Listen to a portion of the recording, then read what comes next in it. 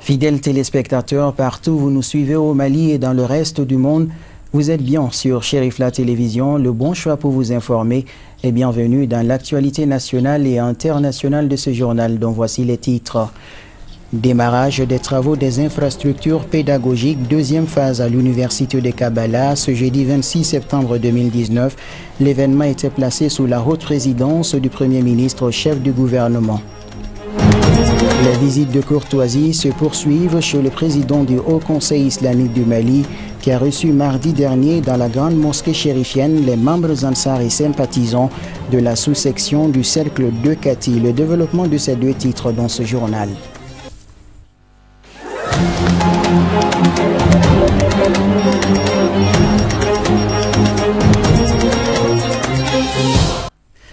Encore une fois de plus, bonsoir et bienvenue dans cette édition. Je vous l'annonçais dans les titres, la cérémonie de pose de la première pierre des infrastructures pédagogiques, deuxième phase à l'université de Kabbalah, ont eu lieu ce jeudi 26 septembre 2019. Elle était présidée par son Excellence Dr Boubou Cissé, Premier ministre et chef du gouvernement, entouré par les membres du gouvernement et de l'ambassadeur de la République populaire de Chine au Mali. Boubacar Traoré, nous on connaît.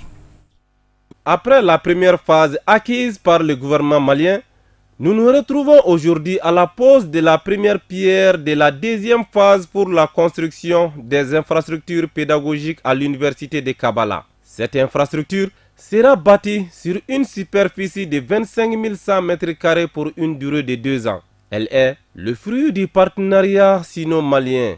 Cette cérémonie pour Kabbalah 2 revêt une autre signification particulièrement importante. Tout récemment, nos deux pays ont signé le mémorandum sur la nouvelle route de la soie. L'esprit de la nouvelle route de la soie, c'est la coopération partagée, le résultat gagnant-gagnant et la plateforme ouverte. Avec plus de 160 pays et organisations internationales participants, la nouvelle route de la soie nous donne un nouveau modèle de développement et de coopération. Depuis la signature de ce mémorandum, non seulement le projet de Kabbalah 2 démarre, mais aussi nous venons de signer un nouveau don de 20 milliards de francs CFA pour construire des projets d'infrastructures à définir entre nos deux pays. Également un nouveau don de matériel scolaire d'une valeur de plus de 900 millions de francs CFA qui arrive dans les prochains mois. L'occasion heureuse m'est offerte aujourd'hui de déclarer officiellement ces deux nouveaux gestes amicaux et pragmatiques dans la coopération avec le Mali.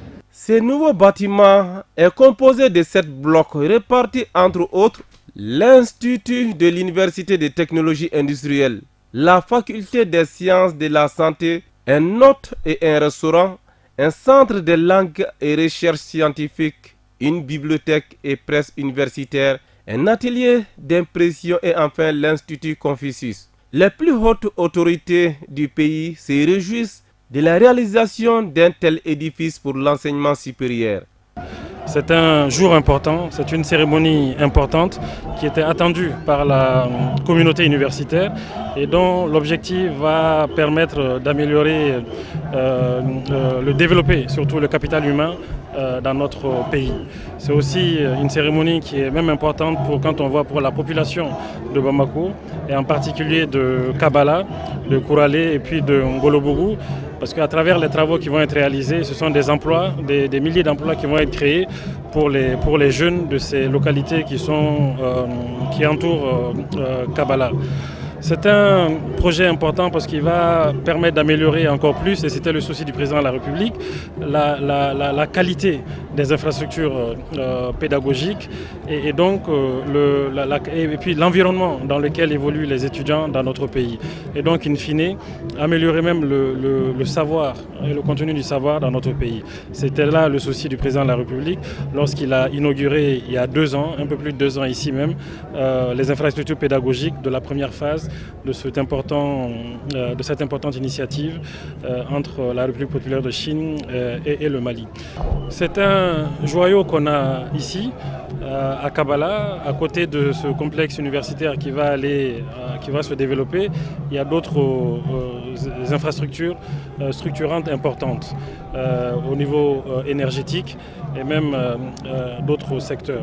Donc la localité ou la commune même de Kabala est une commune importante et stratégique pour le Mali. Et nous allons prendre des efforts, nous allons faire les efforts qu'il faut pour que cette route du savoir dont on parle depuis un certain temps puisse voir le jour dans les prochains mois et dans les prochaines années à venir. C'est un projet qui est en discussion. Les études ont été faites par le ministère en charge des infrastructures et le gouvernement est à pied d'œuvre pour mobiliser le financement nécessaire à sa réalisation. La cérémonie a pris fin par une prestation de l'artiste Makouyaté numéro 1. Vivement la concrétisation de ce joyau universitaire. Je vous l'annonçais également dans les titres. Les membres Ansar et sympathisants de la sous-section du cercle de Kati ont été reçus par le guide spirituel des Ansar à Seyd Cherif Ousmane Madani Haïdara. La rencontre, qui avait pour objet de rendre un vibrant hommage au président du Haut Conseil islamique du Mali, non moins président du groupement des leaders spirituels, a eu lieu mardi dans la grande mosquée chérifienne à Bangwani Djanginebougou, en commune 1 du district de Bamako. Loutou Sidibé avec la voix de Moussa Fomba. Constituée en grande partie des membres sympathisants des Ansar, cette visite rendue au président du groupement des leaders spirituels musulmans du Mali, entreprise par les populations du cercle de Kati, vise à rendre hommage au leader religieux charismatique qui aura consacré son existence au rayonnement de l'islam et au développement socio-économique et éducatif du pays, dont ils considèrent aujourd'hui comme un modèle à suivre. À travers cette visite annuelle, ils ont sollicité les bénédictions de Seyyed Cherif Ousmane Madani Haïdara, président du Haut Conseil islamique du Mali, du groupement des leaders spirituels et non moins guide spirituel des Ansar. Alhamdulillah, je suis venu aujourd'hui accompagner les femmes de Kati, plus mon imam Mohamed Dara, pour voir le grand guide spirituel El-Haj Cherif Madani Haïdara. C'est un guide spirituel connu sur tout le plan national et international. C'est pour cela que je me suis joint à ces éléments pour venir voir le shérif. Et je profite de cette occasion pour prendre le baya. Et c'est ce que je viens de faire. Et je sais que j'ai la foi, Inch'Allah. Et je demande à Dieu de m'aider pour pouvoir supporter ce que je viens d'honorer ici. Bon, l'appel que j'ai à lancer, c'est que la vérité a éclaté.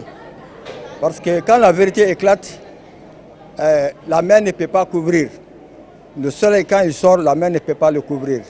Donc je demande à tout le monde vraiment de venir à la raison et suivre les conseils du guide spirituel, Madame Cherif Haïdara. Le président du Haut Conseil islamique du Mali, Seyyed Cherif Ousmane Madani Haïdara, président du groupement des leaders spirituels musulmans et non moins guide spirituel des Ansar, à la demande des femmes de la délégation, a donné l'assurance d'effectuer une visite dans le cercle selon le programme qu'elles vont établir. Il a ensuite exprimé sa satisfaction pour la tenue de cette rencontre et le sens qu'elle rêvait pour lui. Signalons que cette visite tant cordiale a pris fin par la prestation des 6 serments recommandés par l'assistance. Vivement l'édition prochaine. L'actualité nationale sur un autre plan, le syndicat Alliance pour la police nationale APN, à travers la Centrale démocratique des travailleurs du Mali, a tenu son premier congrès ordinaire ce jeudi 26 septembre dans la salle polyvalente de l'École nationale de la police, 6 en Tomikorobougou, en commune 3 du district de Bamako. L'événement était présidé par le représentant du ministre de la Sécurité et de la Protection civile. Plus de détails avec Sadio Sidibé Baba Keïta. À l'entame de la cérémonie, une minute de silence a été observée en la mémoire de nos illustres disparus tombés pour la patrie. Le mouvement Alliance pour la police nationale en croisade avec la Centrale démocratique des travailleurs du Mali affiche sa volonté pour la défense ferme de ses intérêts matériels et moraux. Ce mouvement se veut un syndicat combatif et se fixe comme défi majeur la mobilisation de l'ensemble des fonctionnaires de la police nationale. Notre mouvement Alliance pour la police nationale se veut un syndicat combatif et révolutionnaire de lutte au niveau de la police nationale en se fixant comme défi la mobilisation de l'ensemble des fonctionnaires de la police nationale pour la défense ferme de leurs intérêts matériels et moraux. En mesurant sa force potentielle de mobilisation, il engagera une série de luttes pour obtenir de meilleures conditions de vie et de travail pour les fonctionnaires de police. Il dénoncera toute forme de précarisation des emplois prévus dans notre corporation. Plusieurs doléances sont sur la table des congressistes relatives aux meilleures conditions de travail et de vie de la police nationale ainsi que l'application du statut et règlement intérieur qui stipule la défense des libertés démocratiques et syndicales au Mali. Conformément au statut et règlement intérieur, s'impliquer dans la défense de ses libertés démocratiques et syndicales aux côtés de ses partenaires. C'est face aux défis multiples qui se posent à nous, forces de sécurité, que nous devons mobiliser ensemble nos forces.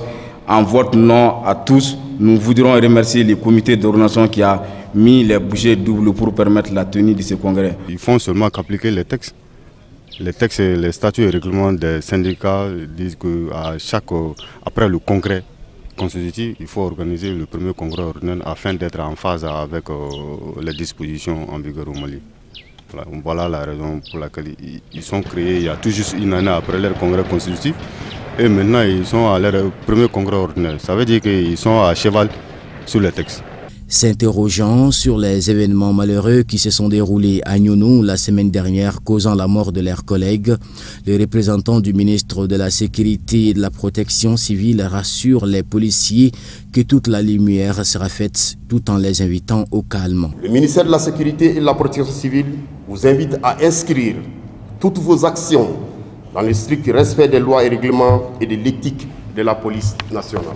Mesdames et messieurs les membres du bureau exécutif APN, chers invités, nul n'ignore que de gros efforts sont de nos jours consentis par les plus hautes autorités, tant dans le cadre du renforcement des capacités professionnelles, opérationnelles et en termes d'équipement, d'infrastructures et de ressources humaines en faveur de la police nationale, que dans l'amélioration des conditions de vie des fonctionnaires de police. Je demeure convaincu qu'à l'issue de vos travaux sortiront des résolutions pertinentes qui vont largement aider à consolider ces acquis et à resserrer les rangs entre l'ensemble des fonctionnaires de la police nationale.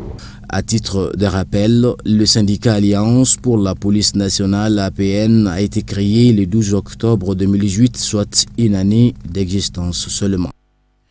Parlons hydraulique à présent. Les responsables du programme conjoint d'appui à la gestion intégrée des ressources en eau PCAGIR ont procédé ce jeudi 26 septembre à l'hôtel Mandé au lancement du 7e comité de pilotage au cours duquel 3 thèmes seront abordés relatifs notamment à l'état de mise en œuvre des recommandations de la précédente réunion, la présentation du plan d'action 2019-2020, entre autres. La cérémonie a réuni des partenaires nationaux et internationaux. C'est un reportage de Mamadou Ben Cherif Soumano, Samba Traoré. Cette rencontre du PCAGIR vise à faire le point sur les recommandations de la précédente réunion, examiner le plan d'action de la gestion intégrée des ressources en eau, ensuite étudier le budget annuel. À la dernière réunion, c'est-à-dire la dernière réunion du comité de pilotage, il y a eu des recommandations. Donc nous allons faire l'état de la mise en œuvre effectivement de ces recommandations au cours de cette rencontre. Et ensuite, il y a le plan d'action de la gestion intégrée des ressources en eau qui est proposé. Nous allons essayer d'examiner effectivement ce plan d'action pour son adoption et validation. Et en dernier ressort, il y a le plan de travail annuel aussi, ainsi que les budgets qui sont proposés, que nous allons essayer d'examiner et faire des propositions concrètes, à l'avantage des deux pays. Selon le représentant du ministre de l'Énergie et de l'Eau, l'objectif de ce programme est de maintenir la bonne gestion des ressources en eau, car on ne peut rien faire sans eau. C'est pourquoi il a demandé l'implication de tous afin de bien entretenir les ressources d'eau que nous possédons. La réunion de ce matin, c'est autour de la gestion intégrée des ressources en eau. Nous avons un programme qui est un ensemble de projets, de programmes qui est domicilié au niveau de la Direction nationale de l'hydraulique avec l'appui financier des royaumes des Pays-Bas, l'appui financier du royaume de Suède pour le financement de ce programme de gestion intégrée des ressources en eau. Comme son nom l'indique, c'est juste pour mieux gérer la ressource eau dont tout le monde en a besoin. Que ce soit pour l'alimentation, que ce soit pour les usages quotidiens, jusqu'à la production de l'électricité. Donc, on peut dire que c'est un élément dont tout le monde a besoin.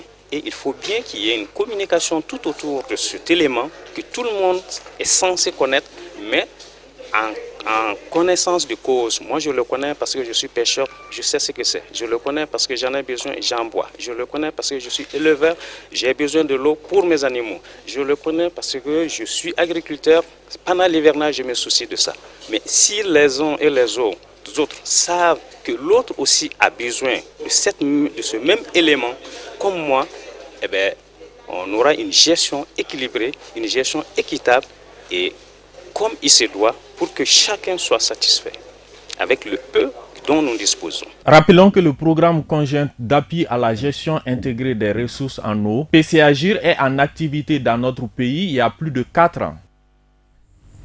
Les commerçants détaillants du marché rose du district de Bamako ont organisé un meeting d'information ce jeudi 26 septembre dans l'enceinte du dit marché. L'objectif est non seulement d'attirer l'attention des autorités par rapport aux difficultés qu'ils rencontrent dans leur métier, mais aussi de faire part de leurs doléances relatives à la reconstruction du marché rose de Bamako, dont la pose de la première pierre a été faite par le président de la République, son Excellence Ibrahim Boubacar Keïta, le 22 septembre 2017. Faut-il le rappeler, le marché rose de Bamako a été confronté à un vaste incendie survenu en 2015, causant beaucoup de dégâts matériels. Les responsables de la commission suivi incendie espèrent avoir une suite favorable à leur requête d'ici le 26 octobre prochain, faute de quoi ils organiseront une assemblée extraordinaire. Suivant les propos de Daouda Koumaré, membre de la commission suivi incendie du marché rose de Bamako, il est au micro de Sadio Sidibé Baba Keïta.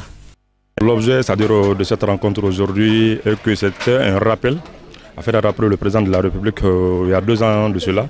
Le président de la République est venu, c'est-à-dire poser la première pierre de la reconstruction du marché rose. Bon, sur ce fait, jusqu'à maintenant, c'est-à-dire rien n'a été fait, rien n'a été bougé. Donc, pour faire un rappel, c'est-à-dire au peuple malien, c'est-à-dire à la population malienne, plus précisément, c'est-à-dire aux commerçants, c'est-à-dire du Mali, c'est-à-dire que les gens puissent savoir que jusqu'à présent, c'est-à-dire il y a 2 ans de cela, le président de la République est venu poser, c'est-à-dire la première pierre, c'est-à-dire donner un lancement de la reconstruction du marché rose, que cela n'a pas été fait. Les difficultés qu'on rencontre aujourd'hui, c'est que vraiment les commerçants, nous, on déplore, c'est-à-dire notre condition, c'est-à-dire de vie actuellement, c'est-à-dire dans ce marché, plus précisément dans le marché rose. Parce que le marché a été brûlé pendant il y a 5 ans de cela. Jusqu'à présent, il y a des gens qui sont là, ils n'ont plus de travail, c'est-à-dire ils n'arrivent plus à subvenir, c'est-à-dire aux besoins, c'est-à-dire de leur famille. Bon, donc quiconque, c'est-à-dire comprend cela, comprendront, c'est-à-dire les difficultés, c'est-à-dire de ce pays. Le dernier appel que nous on lance, c'est-à-dire au gouvernement, vraiment, c'est-à-dire qui réfléchissent bien, qui reviennent, c'est-à-dire en arrière, vraiment voir, c'est-à-dire notre cas. C'est-à-dire c'est un cas qui est urgent. Moi, je lance un appel au président de la République, c'est-à-dire lui ses doléances, avant qu'il devienne même président de la République, il a tenu, c'est-à-dire à cette population qu'il va créer, c'est-à-dire il va donner de l'emploi, c'est-à-dire à la population malienne. Bon, vu que lui, c'est-à-dire au moment où lui il vient même au pouvoir, ça trouvait que, c'est-à-dire le marché, c'est-à-dire venait juste de brûler. Bon, moi je pense que faire reconstruire, c'est-à-dire ce marché, cela va donner, c'est-à-dire de l'emploi, c'est-à-dire à la population malienne. Le processus, c'est-à-dire le dialogue, c'est-à-dire qui est actuellement, c'est-à-dire en route, va nous aider vraiment, c'est-à-dire à reconstruire, c'est-à-dire notre marché rose. Nous fermons la page nationale de ce journal avec l'ONG APAF Mousso-Dambé. Dans le cadre des festivités du 22 septembre, l'ONG appuie à la promotion des aides familiales et à l'enfance avec le soutien de ses partenaires techniques et financiers a organisé sa première campagne de sensibilisation de masse sous le thème « Prévention des enfants et du placement en institution des enfants privés de famille au Mali ». L'événement s'est déroulé ce jeudi 26 septembre à la Cité des enfants à Niamakoro en présence des autorités politiques, chefs coutumiers et cadres de l'ONG APAF Mousso Dambe. Reportage Samaïra Sanogo, Fousseni Keita. Au Mali, l'abandon d'enfants est une pratique alimentée par la fréquence de grossesses non désirées et une très forte stigmatisation des mères célibataires. Dans la majorité des cas, les enfants sont abandonnés par des jeunes filles non mariées, raison de cette campagne de sensibilisation initiée par APAF Mousso Dambe. Nous fêtons le 22 septembre comme tous les Maliens. Les aides familiales ou bien aides domestiques ont aussi le droit de fêter le 22 septembre. Et c'est pour cela que nous sommes là. Et nous avons profité de la fête du 22 septembre pour faire passer un message dont nous avons le projet actuellement de Santé Sud sur l'abandon des enfants.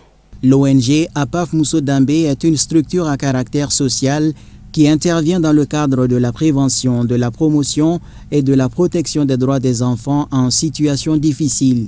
La pouponnière ne peut plus accueillir d'enfants. Et ce n'est même pas le souhait à quelqu'un de mettre les enfants en garderie.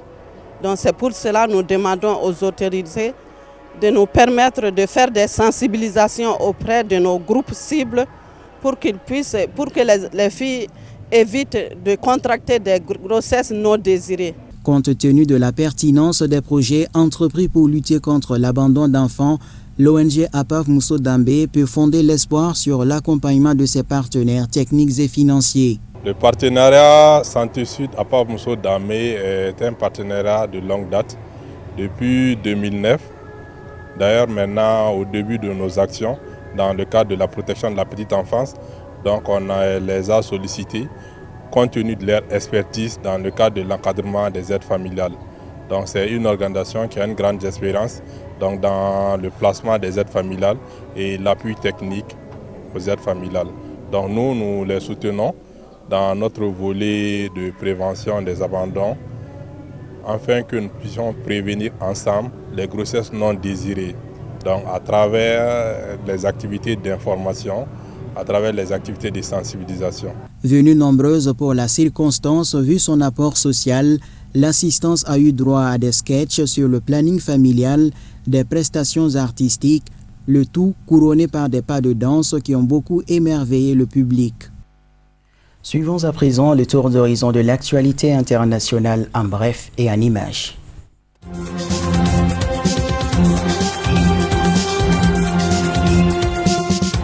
En Algérie, 2 semaines après l'annonce de la tenue d'une élection présidentielle, 2 personnalités politiques ont annoncé leur candidature ce jeudi 26 septembre.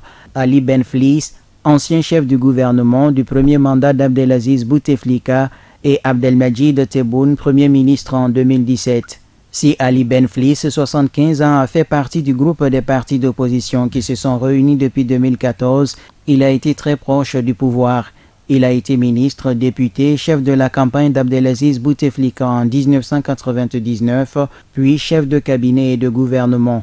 Il prendra même un temps à la tête du FLN. Cette proximité de l'ère Bouteflika s'applique aussi à Abdelmadjid Tebboune.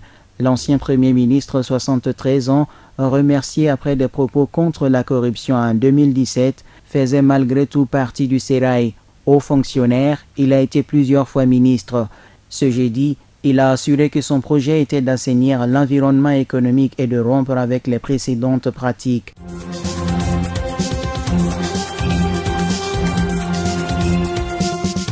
Le Rwanda a accueilli jeudi soir le premier groupe de réfugiés et demandeurs d'asile en provenance de Libye dans le cadre d'un accord signé récemment entre ce pays, le Haut Commissariat aux réfugiés et l'Union africaine.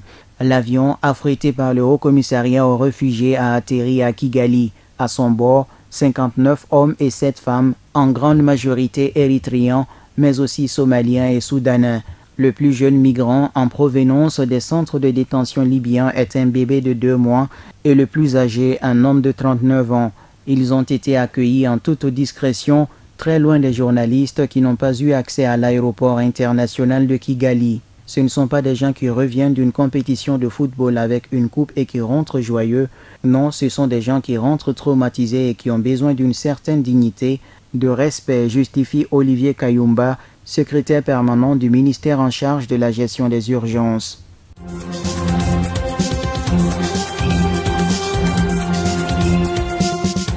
Décédé le 6 septembre, l'ex-président zimbabwéen Robert Mugabe sera finalement enterré dans son village et non au monument des héros de la libération à Harare, a annoncé jeudi le gouvernement.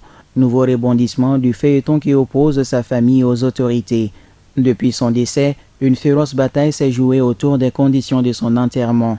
Après 37 ans à la tête du pays, il avait été contraint de démissionner, lâché par son parti, la ZANU-PF et l'armée, juste après avoir limogé son vice-président Emerson Mnangagwa. C'est ce dernier qui lui a succédé. Très amer selon ses proches, Robert Mugabe ne lui a jamais pardonné et l'a plusieurs fois qualifié de traître. Après son décès, il avait été convenu que l'ancien maître du pays serait enterré d'ici à quelques semaines au Panthéon des grands noms de la lutte de libération à Harare, le fameux champ des héros dans un mausolée à construire.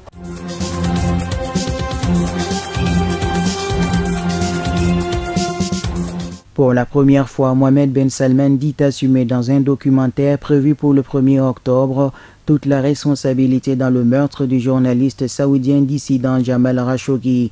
Il demande toutefois en être le commanditaire. Après de multiples déclarations contradictoires, les autorités saoudiennes ont reconnu que Jamal Khashoggi, qui s'était exilé aux États-Unis, avait été tué et démembré par des agents saoudiens ayant agi selon elles de leur propre initiative. Une commission d'enquête de l'ONU a annoncé en juin détenir des preuves de l'implication personnelle du prince héritier. La fiancée de Khashoggi a réagi lors d'un événement en marge de l'Assemblée générale des Nations unies.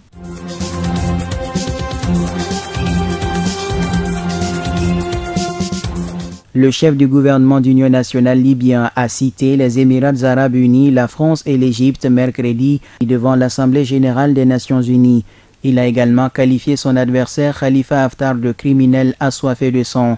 Il est regrettable que d'autres pays continuent à s'immiscer en Libye, a-t-il déclaré devant l'Assemblée générale des Nations unies en citant les Émirats arabes unis, la France et l'Égypte. La Libye vit une crise grave du fait d'une ingérence étrangère négative, a dénoncé Fayez al-Sarraj en critiquant le rôle des Émirats arabes unis qui relaient les discours du maréchal Haftar, la découverte de missiles français trouvés dans une localité libérée par ses troupes et l'Égypte qui nous donne des leçons. Ce qui a encouragé ce criminel de guerre, c'est l'appui d'États étrangers, a aussi dit le chef du gouvernement d'union nationale.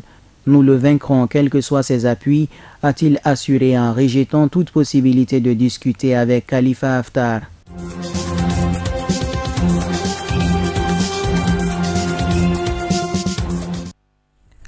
Fin de cette édition qui vous a été proposée par l'ensemble de la rédaction de Chérif La Télévision.